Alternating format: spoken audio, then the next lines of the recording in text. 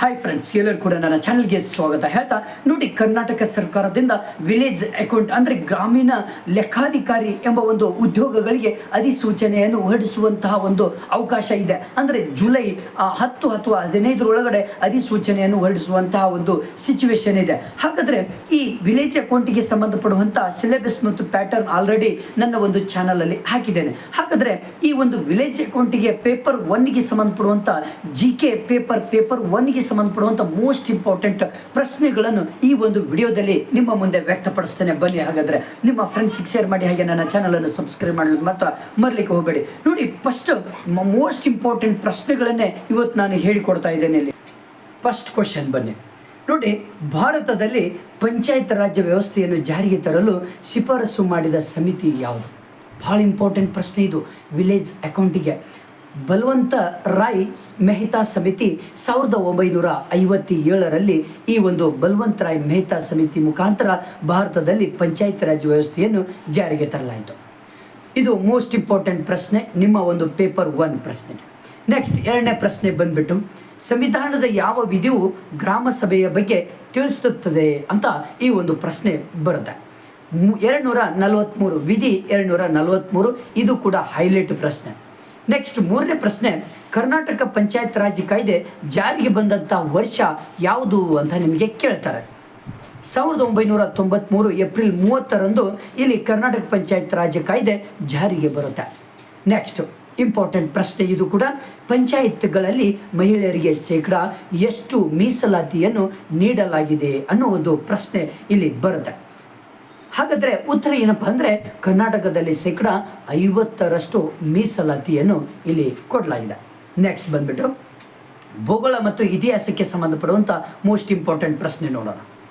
ನೋಡಿ, ಕರ್ನಾಟಕದ ಅತಿ ಎತ್ತರವಾದಂತಹ ಶಿಖರ ಯಾವುದು ಅನ್ನೋದು ತುಂಬ ಇಂಪಾರ್ಟೆಂಟ್. ಉತ್ತರ ಏನಪ್ಪ ಅಂದರೆ ಮುಳ್ಳಯ್ಯನಗಿರಿ, ಚಿಕ್ಕಮಗಳೂರು ಜಿಲ್ಲೆಯಲ್ಲಿರುವಂಥ ಮುಳ್ಳಯ್ಯನಗಿರಿ ಅಂತ ನೀವು ಬರಿಬೇಕಾಗತ್ತೆ, ಆಪ್ಷನ್ ಹಾಕಬೇಕಾಗತ್ತೆ. ಬನ್ನಿ ಹಾಗಾದರೆ ನೆಕ್ಸ್ಟ್ ಪ್ರಶ್ನೆ, ಇದು ಕೂಡ ಹೈಲೈಟ್ ಪ್ರಶ್ನೆ ನಿಮ್ಮ ಒಂದು ಪೇಪರ್ 1 ಒಂದು ಪೇಪರ್ಗೆ. ವಿಜಯನಗರ ಸಾಮ್ರಾಜ್ಯವನ್ನು ಸ್ಥಾಪಿಸಿದವರು ಯಾರು ಮತ್ತು ಯಾವಾಗ ಅಂತ ಪ್ರಶ್ನೆ ಆಲ್ಮೋಸ್ಟ್ ಸಾರಿ ಬಂದಿದೆ, ಬರುವಂಥ ಚಾನ್ಸಸ್ ಇರುತ್ತೆ. ಯಾರು ಅಂದರೆ ಹರಿಹರ ಮತ್ತು ಬುಕ್ಕರಾಯ 1336ರಲ್ಲಿ ಅಂತ ಹೇಳ್ಬೋದು. ನೆಕ್ಸ್ಟ್, ಕರ್ನಾಟಕದ ಜೀವನಾಡಿ ಎಂದು ಕರೆಯಲ್ಪಡುವ ನದಿ ಯಾವುದು ಅಂದರೆ ಕಾವೇರಿ ನದಿ ಅಂತ ಹೇಳ್ಬೋದು. ಯಾಕಂದರೆ ಇದು ಪೊಲೀಸ್ ಜಾಬ್ಗಳಿಗೂ ಕೂಡ ತುಂಬ ಇಂಪಾರ್ಟೆಂಟ್ ಪ್ರಶ್ನೆಗಳು ಬರ್ತದೆ. ನಿಮ್ಮ ಸ್ಪರ್ಧಾತ್ಮಕ ಪರೀಕ್ಷೆಗಳಿಗೆ, ಪ್ರತಿಯೊಂದು ಸ್ಪರ್ಧಾತ್ಮಕ ಪರೀಕ್ಷೆಗಳಿಗೆ ಮತ್ತು ದ್ವಿತೀಯ PUC ಬೋರ್ಡ್ ಪರೀಕ್ಷೆಗೆ ಕೂಡ ಇದು ತುಂಬ ಯೂಸ್ ಆಗುವಂಥ ಪ್ರಶ್ನೆಗಳು ನಿಮ್ಮ ಮುಂದೆ ನಾನು ವ್ಯಕ್ತಪಡಿಸ್ತಾ ಇದ್ದೀನಿ. ಬನ್ನಿ ಹಾಗಾದರೆ ನೆಕ್ಸ್ಟ್, ಏಷ್ಯಾ ಖಂಡದಲ್ಲೇ ಮೊದಲ ಬಾರಿಗೆ ಜಲವಿದ್ಯುತ್ ಉತ್ಪಾದನೆ ಆರಂಭವಾದಂತಹ ಕರ್ನಾಟಕದ ಸ್ಥಳ ಯಾವುದು ಅಂತ ನಿಮಗೆ ಕೇಳ್ತಾರೆ. ಯಾವುದು ಅಂದರೆ ಉತ್ತರ ಶಿವನ ಸಮುದ್ರ, ಗಗನಚುಕ್ಕಿ ಮತ್ತು ಭರಚುಕ್ಕಿ ಜಲಪಾತ 1902 ಅಂತ ನೀವು ಆಪ್ಷನನ್ನು ನೀವು ಕಂಡುಹಿಡಬೇಕಾಗತ್ತೆ.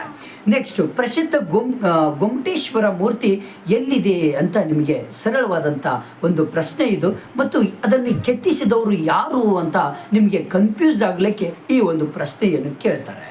ಬನ್ನಿ ಹಾಗಾದರೆ ಉತ್ತರ ಏನು ಅಂದರೆ ಶ್ರವಣಬೆಳಗೊಳದಲ್ಲಿದೆ. ಇದನ್ನು ಗಂಗರಸರ ಮಂತ್ರಿ ಚಾವುಂಡರಾಯರವರು ಏನು ಮಾಡ್ತಾರೆ, ಕೆತ್ತಿಸ್ತಾರೆ. ನೆಕ್ಸ್ಟು, ಭಾರತ ಸಂವಿಧಾನಕ್ಕೆ ತುಂಬ ಇಂಪಾರ್ಟೆಂಟ್ ಇರುವಂಥ ಒಂದು ಪ್ರಶ್ನೆಗಳನ್ನು ನಾವು ಜಲಕ್ಕೆ ನೋಡೋಣ. ಅಂದರೆ ಇದು ಸಿವಿಲ್ ಕಾನ್ಸ್ಟೇಬಲ್ ಮತ್ತು ನಿಮ್ಮ ವಿಲೇಜ್ ಅಕೌಂಟಿಗೆ ಎರಡಕ್ಕೂ ಕೂಡ ಸಂಬಂಧಪಡುವಂಥ ಪ್ರಶ್ನೆಗಳನ್ನು ಇಲ್ಲಿ ಹೇಳಿಕೊಡ್ತಾ ಇದ್ದೇನೆ. ಭಾರತ ಸಂವಿಧಾನಕ್ಕೆ ಸಂಬಂಧಪಡುವಂಥ ಮೋಸ್ಟ್ ಇಂಪಾರ್ಟೆಂಟ್ ಪ್ರಶ್ನೆಗಳು ಏನಪ್ಪ ಅಂದರೆ, ನೋಡಿಲಿ, ಈ ಭಾರತ ಸಂವಿಧಾನದ ಈ ಪಿತಾಮಹ ಎಂದು ಯಾರನ್ನು ಕರೀತಾರೆ?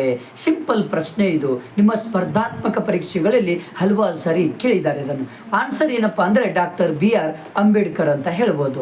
ನೆಕ್ಸ್ಟು, ಮೂಲಭೂತ ಹಕ್ಕುಗಳನ್ನು ಸಂವಿಧಾನದ ಯಾವ ಭಾಗದಲ್ಲಿ ಸೇರಿಸಲಾಗಿದೆ ಅಂದರೆ ಭಾಗ 3ರಲ್ಲಿ ವಿಧಿ 12ರಿಂದ 35 ಅಂತ ನಾವು ಹೇಳ್ಬೋದು. ನೆಕ್ಸ್ಟು, ಸಂವಿಧಾನದ ಯಾವ ವಿಧಿಯನ್ನು ಸಂವಿಧಾನದ ಹೃದಯ ಮತ್ತು ಆತ್ಮ ಎಂದು ಕರೀತೇವೆ? ಅಂಬೇಡ್ಕರ್ ಅವರು ಕರೆದಿದ್ದಾರೆ ಅನ್ನೋದು ಭಾಳ ಇಂಪಾರ್ಟೆಂಟ್ ಪ್ರಶ್ನೆ ಇದು ಕೂಡ. ಇಲ್ಲಿ ಆನ್ಸರ್ ಏನಪ್ಪ ಅಂದರೆ 32ನೇ ವಿಧಿಯ ಪ್ರಕಾರ ಸಂವಿಧಾನಾತ್ಮಕ ಪರಿಹಾರಗಳ ಹಕ್ಕು ಅಂತ ನಾವು ಹೇಳ್ಬೋದು. ನೆಕ್ಸ್ಟ್, ಮತದಾನದ ವಯಸ್ಸನ್ನು 21ರಿಂದ 18 ವರ್ಷಕ್ಕೆ ಇಳಿಸಿದ ಸಂವಿಧಾನದ ತಿದ್ದುಪಡಿ ಯಾವುದು ಅಂತ ನಿಮಗೆ ಕೇಳ್ತಾರೆ. ಇಲ್ಲಿ ತುಂಬ ಸುಲಭವಾಗಿದೆ.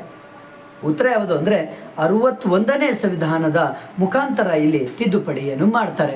ಅದು ಎಷ್ಟರಲ್ಲಿ ಅಂದರೆ 1989ರಲ್ಲಿ.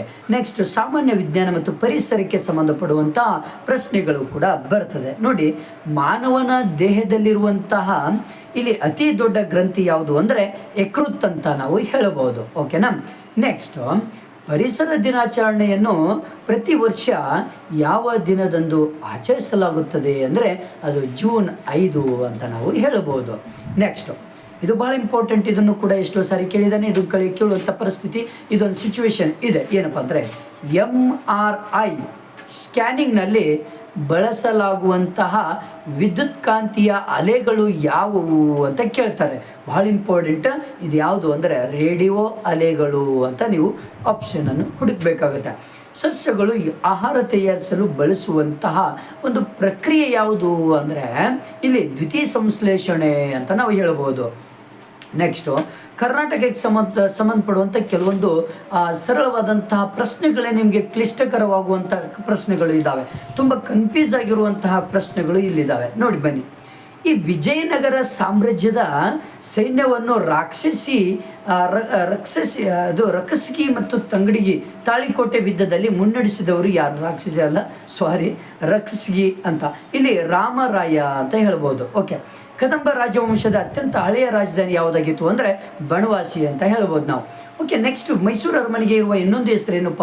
ಅದರ ವಾಸ್ತುಶಿಲ್ಪ ಯಾರು ಅಂದರೆ ಅಂಬಾವಿಲಾಸ ಅರಮನೆ ಅಂತ ನಾವು ಹೇಳ್ಬೋದು. ಕರ್ನಾಟಕದ ಪ್ರಸಿದ್ಧ ಸಸ್ಯಾಹಾರಿ ರೈತರ ಆರೋಗ್ಯ ರಕ್ಷಣೆ ಯೋಜನೆ ಯಾವುದು ಅಂದರೆ ಯಶಸ್ವಿನಿ ಯೋಜನೆ ಅಂತ ನಾವು ಹೇಳ್ಬೋದು.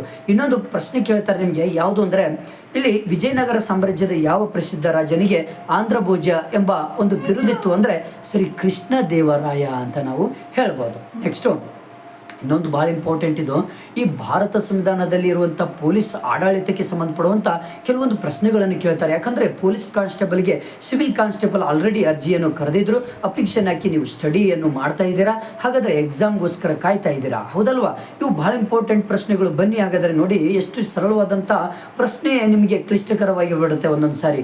ನೋಡಿ, ಈ ಭಾರತೀಯ ಸಂವಿಧಾನದ ಯಾವ ವಿಧಿಯು ಪ್ರತಿಯೊಬ್ಬ ನಾಗರಿಕನಿಗೂ ಜೀವಿಸುವಂತಹ ವೈಯಕ್ತಿಕ ಸ್ವಾತಂತ್ರ್ಯದ ಹಕ್ಕನ್ನು ನೀಡುತ್ತದೆ ಅಂದರೆ ಇಲ್ಲಿ 21ನೇ ವಿಧಿ ಅಂತ ನಾವು ಹೇಳಬಹುದಾಗುತ್ತೆ. ನೆಕ್ಸ್ಟು, ಇಲ್ಲಿ ಸಂವಿಧಾನದ ಎಷ್ಟನೇ ತಿದ್ದುಪಡಿಯ ಮೂಲಕ ಶಿಕ್ಷಣದ ಹಕ್ಕನ್ನು ಮೂಲಭೂತ ಹಕ್ಕನ್ನಾಗಿ ಮಾಡಲಾಗುತ್ತೆ ಅಂದರೆ 86ನೇ ತಿದ್ದುಪಡಿ ಮುಖಾಂತರ ಆಗುತ್ತೆ. ನೆಕ್ಸ್ಟು, ಲೋಕಸಭೆ ಮತ್ತು ರಾಜ್ಯ ವಿಧಾನಸಭೆಗಳ ಅವಧಿ ಎಷ್ಟು ವರ್ಷಗಳು ಅಂದರೆ ಇಲ್ಲಿ 5 ವರ್ಷಗಳು ಅಂತ ನಾವು ಹೇಳಬಹುದು. ಹಾಗಾದರೆ ಈ ಆಧುನಿಕ ಭಾರತದ ಇತಿಹಾಸಕ್ಕೆ ಸಂಬಂಧಪಟ್ಟ ಹಾಗೆ ಕೂಡ ಕೆಲವೊಂದು ಪ್ರಶ್ನೆಗಳು ಬರ್ತದೆ. ಏನಪ್ಪ ಅಂದರೆ ನೋಡಿ, ಭಾರತದಲ್ಲಿ ಬ್ರಿಟಿಷರ ಆಡಳಿತದ ಅವಧಿಯಲ್ಲಿ ಬಂಗಾಳದ ವಿಭಜನೆ ಮಾಡಿದ ವೈಸ್ರಾಯ್ ಯಾರು ಅಂದರೆ ಲಾರ್ಡ್ ಕರ್ಜನ್ ಅಂತ ಹೇಳ್ಬೋದು ನಾವು. ಅದು 1905ರಲ್ಲಿ. ಗಾಂಧೀಜಿಯವರು ಮಾಡು ಇಲ್ಲವೇ ಮಡಿ ಎಂಬ ಕರೆಯನ್ನು ಯಾವ ಚಳುವಳಿಯ ಸಂದರ್ಭದಲ್ಲಿ ನೀಡ್ತಾರೆ ಅನ್ನೋದು ಇಂಪಾರ್ಟೆಂಟು. ಅಂದರೆ ಭಾರತದ ಬಿಟ್ಟು ತೊಲಗಿ ಚಳುವಳಿ 1942ರಲ್ಲಿ ಹೇಳ್ತಾರೆ. ನೆಕ್ಸ್ಟ್, ಸ್ವರಾಜ್ಯ ನನ್ನ ಜನ್ಮಸಿದ್ಧ ಹಕ್ಕು, ಅದನ್ನು ನಾನು ಪಡೆದೇ ಪತ್ತಿರುತ್ತೇನೆ ಎಂದು ಘೋಷಿಸಿದವರು ಯಾರು ಅಂದರೆ ಬಾಲ್ ಗಂಗಾಧರ್ ತಿಲಕ್ ಅಂತ ನಾವು ಹೇಳ್ಬೋದು. ಓಕೆ. ಇವಾಗ ಸಾಮಾನ್ಯ ವಿಜ್ಞಾನ ಮತ್ತು ಮಾನಸಿಕ ಸಾಮರ್ಥ್ಯಕ್ಕೂ ಕೂಡ ಕೆಲವೊಂದು ಪ್ರಶ್ನೆಗಳನ್ನು ಹೈಲೈಟ್ ಇದ್ದಾವೆ. ಬನ್ನಿ ಆ ಹೈಲೈಟ್ ಇರುವಂಥ ಪ್ರಶ್ನೆಗಳನ್ನು ಹೇಳ್ತೇನೆ. ನೋಡಿ, ಮಾನವನ ದೇಹದಲ್ಲಿ ರಕ್ತ ಹೆಪ್ಪುಗಟ್ಟಲು ಸಹಾಯ ಮಾಡುವ ಜೀವಸತ್ವ ಯಾವುದು ಅಂದರೆ ಇಲ್ಲಿ ವಿಟಮಿನ್ ಕೆ ಅಂತ ನಾವು ಹೇಳ್ಬೋದು. ನೆಕ್ಸ್ಟು, ವಾಹನಗಳ ಹಿಂಬದಿಯ ನೋಟಕ್ಕಾಗಿ ಬಳಸುವಂತಹ ಒಂದು ಕನ್ನಡಿ ಯಾವುದು ಅಂದರೆ ಇಲ್ಲಿ ಪೀಣ ದರ್ಪಣ ಅಂತ ನಾವು ಹೇಳ್ಬೋದು. ಓಕೆನಾ. ಇಷ್ಟು ಮೇನ್ ಇಂಪಾರ್ಟೆಂಟ್, ನಿಮ್ಮ ಮೋಸ್ಟ್ ಇಂಪಾರ್ಟೆಂಟ್ ಪ್ರಶ್ನೆಗಳು ನಿಮ್ಮ ಒಂದು ಸಿವಿಲ್ ಕಾನ್ಸ್ಟೇಬಲ್ ಮತ್ತು ನಿಮ್ಮ ಒಂದು ಮತ್ತು ಎಲ್ಲ ಸ್ಪರ್ಧಾತ್ಮಕ ಪರೀಕ್ಷೆಗಳಿಗೆ. ಯಾಕಂದರೆ ಇನ್ನೂ ಹಲವಾರು ವಿಡಿಯೋಸ್ಗಳು ದಲ್ಲಿ ನಾನು ಮೋಸ್ಟ್ ಇಂಪಾರ್ಟೆಂಟ್ ಪ್ರಶ್ನೆಗಳನ್ನು ಬಿಡ್ತಾ ಇರ್ತೇನೆ. ನಿಮ್ಮ ಫ್ರೆಂಡ್ಸಿಗೆ ಶೇರ್ ಮಾಡಿ, ಹಾಗೆ ನನ್ನ ಚಾನಲ್